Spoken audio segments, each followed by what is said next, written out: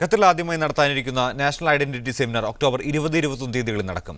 Qatar heritage and identity centre സംഘടിപ്പിക്കുന്ന സെമിനാറിന്റെ മുഖ്യ പ്രായോജകർ വോഡാഫോണാണ്.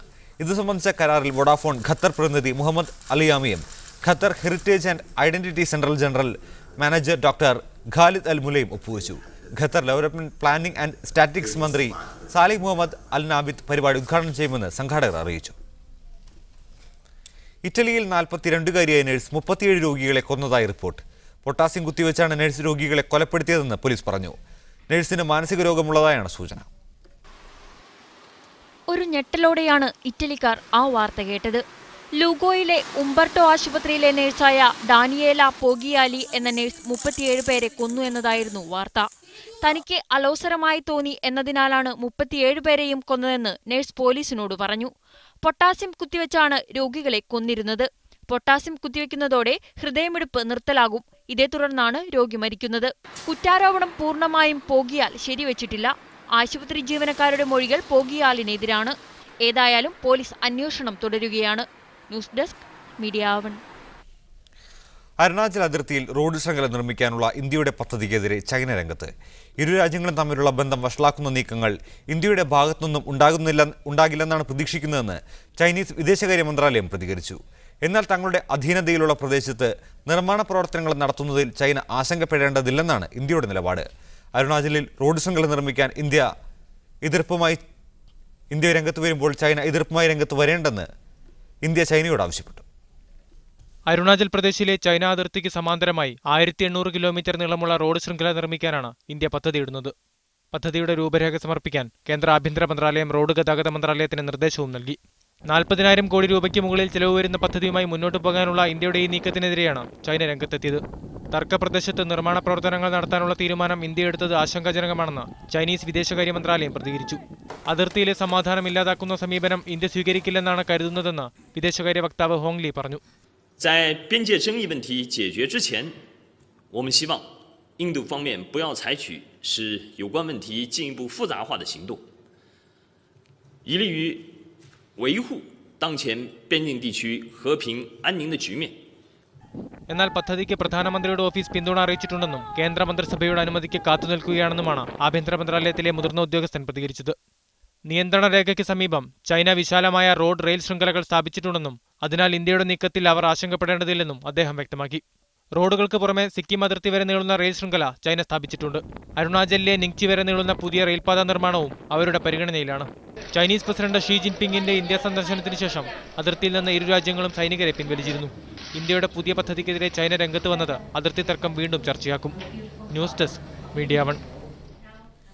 കേരള സംസ്ഥാന കൃഷി വകുപ്പിന്റെ സഹകരണത്തോടെ ജനതാ കൾച്ചറൽ സെന്റർ ഖത്തർ സംഘടിപ്പിക്കുന്ന സംരംഭോത്സവ ശില്പശാല നാളെ നടക്കുമെന്ന് ഭാരവാഹികൾ അറിയിച്ചു. ബിർള പബ്ലിക് സ്കൂളിൽ നടക്കുന്ന പരിപാടി കൃഷിമന്ത്രി KP മോഹനൻ ഉദ്ഘാടനം ചെയ്യും. പത്മശ്രീ അഡ്വക്കേറ്റ് CK മേനോൻ, സംസ്ഥാന യുവജനക്ഷേമ ബോർഡ് അംഗം യൂജിൻ മൊറാലി, JCC പ്രസിഡന്റ് V കുഞ്ഞാലി, കാർഷിക സർവകലാശാല ജനറൽ കൗൺസിൽ അംഗം അജി ഫ്രാൻസിസ് തുടങ്ങിയവർ പങ്കെടുക്കും. കാർഷിക മേഖലയിൽ വിദേശ മലയാളികൾക്ക് മുതൽ മുടക്കാവുന്ന സംരംഭങ്ങൾ പരിപാടിയിൽ പരിചയപ്പെടുത്തും. ഒമാനിൽ എബോള വൈറസ് ബാധിച്ച് ഒരാൾ മരിച്ചെന്ന പ്രചാരണം ആരോഗ്യ മന്ത്രാലയം നിഷേധിച്ചു. മസ്കത്തിലെ സർക്കാർ ആശുപത്രിയിൽ എബോള ബാധിച്ച് പ്രവാസി തൊഴിലാളി മരിച്ചെന്ന കിംവദന്തി ശക്തമായ പശ്ചാത്തലത്തിലാണ് മന്ത്രാലയം നിഷേധവുമായി രംഗത്ത് വന്നത്. രാജ്യത്ത് എബോള വൈറസ് ബാധ നിരീക്ഷിക്കാൻ ശക്തമായ സംവിധാനം ഏർപ്പെടുത്തിയിട്ടുണ്ട്. വിമാനത്താവളങ്ങളിൽ എത്തുന്നവരെ നിരീക്ഷിച്ചു വരികയാണ്. ഇതുവരെ ആർക്കും വൈറസ് ബാധ കണ്ടെത്തിയിട്ടില്ലെന്നും മന്ത്രാലയം വ്യക്തമാക്കി. രാജ്യത്ത് ഏറ്റവും കൂടുതൽ റോഡ് അപകടമുണ്ടാക്കുന്നത് പുരുഷന്മാരാണെന്ന് പഠന റിപ്പോർട്ട്. സൂറിച്ച് ഇൻഷുറൻസ് കമ്പനിയും റോഡ് സേഫ്റ്റി UAE.com ചേർന്ന് നടത്തിയ പഠനത്തിലാണ് ഈ വെളിപ്പെടുത്തൽ. സർവേയിൽ പങ്കെടുത്ത 1007 UAE ഡ്രൈവർമാരിൽ 35% വാഹനവും അപകടത്തിൽപ്പെട്ടിട്ടുണ്ട്. ഈ വർഷം ആദ്യത്തെ 8 മാസം രാജ്യത്ത് 3180 വാഹനാപകടങ്ങളാണ് ഉണ്ടായത്. അപകടത്തിൽ 463 പേർ മരണപ്പെടുകയും 4602 പേർക്ക് പരിക്കേൽക്കുകയും ചെയ്തതായി ആഭ്യന്തര മന്ത്രാലയത്തിന്റെ കണക്കുകൾ സൂചിപ്പിക്കുന്നു. അപകടങ്ങൾക്ക് ഏറ്റവും കൂടുതൽ കാരണമാകുന്നത് അമിത വേഗതയാണെന്ന് സർവേയിൽ പങ്കെടുത്ത 68% പേരും വ്യക്തമാക്കി. വാഹനങ്ങൾക്കിടയിൽ മതിയായ അകലം പാലിക്കാതിരുന്നത് മൂലം 56%, അശ്രദ്ധ മൂലവും 48% അപകടങ്ങൾ ഉണ്ടായി. എന്നാൽ അമിതവേഗം അപകടത്തിന് കാരണമാകുന്നുവെന്ന് സർവേയിൽ പങ്കെടുത്ത 50% യുവ ഡ്രൈവർമാരും കരുതുന്നില്ല. എന്നാൽ 40 വയസ്സിന് മുകളിലുള്ള 80% പേരും ഇത് സമ്മതിക്കുന്നു. 5 വർഷത്തിനിടെ അപകടകരമായ രീതിയിൽ വാഹനമോടിക്കുന്നവരുടെ എണ്ണം കൂടിയ പശ്ചാത്തലത്തിൽ യുവ ഡ്രൈവർമാർ ഡ്രൈവിംഗിൽ കൂടുതൽ ജാഗ്രത പുലർത്തണമെന്ന് വിദഗ്ധർ അഭിപ്രായപ്പെട്ടു. മിതമായ വേഗത്തിലും മതിയായ അകലം പാലിച്ചും വാഹനമോടിച്ചാൽ അപകടങ്ങൾ ഒരു പരിധിവരെയും ഇല്ലാതാക്കാൻ സാധിക്കും. ക്ഷമയോടെയും കരുതലോടെയും വാഹനമോടിക്കുന്ന സംസ്കാരം വളർത്തിയെടുത്താൽ ഗണ്യമായ അളവിൽ അപകടങ്ങൾ കുറയ്ക്കാൻ സാധിക്കുമെന്നും വിദഗ്ധർ ചൂണ്ടിക്കാട്ടി. Media 1 Abu Dhabi. ഖത്തറിലെ സ്വകാര്യ സ്കൂളുകളിലെ വാർഷിക ഫീസ് വർധന വിലയിരുത്താൻ സുപ്രീം വിദ്യാഭ്യാസ കൗൺസിൽ സ്വകാര്യ കമ്പനിയെ നിയമിക്കുന്നു. ലണ്ടൻ ആസ്ഥാനമായി പ്രവർത്തിക്കുന്ന പ്രമുഖ കൺസൾട്ടിംഗ് കമ്പനിയാണ് ഇതിനായി ചുമതലപ്പെടുത്തുന്നത്. ഫീസ് വർധനവിനെക്കുറിച്ച് അധ്യാപകരുടെ ശമ്പളം വർദ്ധിപ്പിക്കണമെന്നും കൗൺസിലിൽ ശുപാർശയുണ്ട്. രാജ്യത്തെ സ്വകാര്യ വിദ്യാഭ്യാസ സ്ഥാപനങ്ങളിലെ വിദ്യാഭ്യാസ നിലവാരവും മറ്റു സാങ്കേതിക സൗകര്യങ്ങളും പരിശോധനയ്ക്ക് വിധേയമാക്കുകയും ഫീസ് വർധന ന്യായമാണോ എന്ന് പരിശോധിക്കുകയും ചെയ്യാനാണ് സുപ്രീം എഡ്യൂക്കേഷൻ കൗൺസിൽ സ്വകാര്യ കമ്പനിയെ ചുമതലപ്പെടുത്തുന്നത്. സ്കൂളുകളിലെ പഠന നിലവാരവും മറ്റു സൗകര്യങ്ങളും സുപ്രീം കൗൺസിലിന്റെ മാനദണ്ഡങ്ങൾക്ക് വിധേയമാണെങ്കിൽ മാത്രമേ ഫീസ് വർധനയ്ക്ക് അനുമതി ലഭിക്കുകയുള്ളൂ. വർഷാന്ത്യം സ്കൂളിന് വേണ്ടി വരുന്ന ഭരണനിർവഹണ ചെലവുകളുടെ അടിസ്ഥാനത്തിൽ ഫീസ് വർധന എത്രയെന്ന് ഏജൻസി നിശ്ചയിക്കും. ഇതോടൊപ്പം സുപ്രീം കൗൺസിലിന് ലഭിക്കുന്ന സ്വകാര്യ സ്കൂളുകളുടെ ഫീസ് വർധനവിനുള്ള അപേക്ഷകൾ ഏജൻസിക്ക് കൈമാറും. ഈ സ്കൂളുകളുടെ വിദ്യാഭ്യാസ നിലവാരവും സൗകര്യങ്ങളും ആ വർഷത്തെ ഫീസ് വർധനയ്ക്ക് അനിവാര്യമാണോ എന്ന് പരിശോധിക്കും. സാങ്കേതിക സൗകര്യങ്ങളും വിദ്യാഭ്യാസ നിലവാരവും അനുസരിച്ച് സ്കൂളുകളെ വിവിധ തട്ടുകളാക്കിയാണ് ഫീസ് വർധന കണക്കാക്കുക. ഫീസ് വർധനയ്ക്ക് ആനുപാതികമായി അധ്യാപകരുടെ ശമ്പളം വർദ്ധിപ്പിക്കാനും ശുപാർശയുണ്ട്. കുറഞ്ഞത് 10 മുതൽ 20% വരെ വർധനവെങ്കിലും ഉണ്ടാവണമെന്നാണ് സുപ്രീം കൗൺസിലിന്റെ നിർദ്ദേശം. Mujeeb Rahman, media 1, Doha. പ്രധാന വാർത്തകളോടെ വീണ്ടും. കുവൈത്തിൽ ഫ്ളാറ്റ് വാടക കുതിച്ചുയർന്നു. പ്രധാന ജനവാസ കേന്ദ്രങ്ങളിൽ ഒരു വർഷത്തിനിടെ 50%-ലേറെ വാടക കൂടി. താഴ്ന്ന വരുമാനക്കാരായ പ്രവാസികൾ പ്രതിസന്ധിയിൽ. കുവൈത്തിൽ നിയമവിരുദ്ധ പ്രവൃത്തികളിൽ ഏർപ്പെടുന്ന വിദേശികൾക്കെതിരെ നടപടി ശക്തമാക്കുന്നു.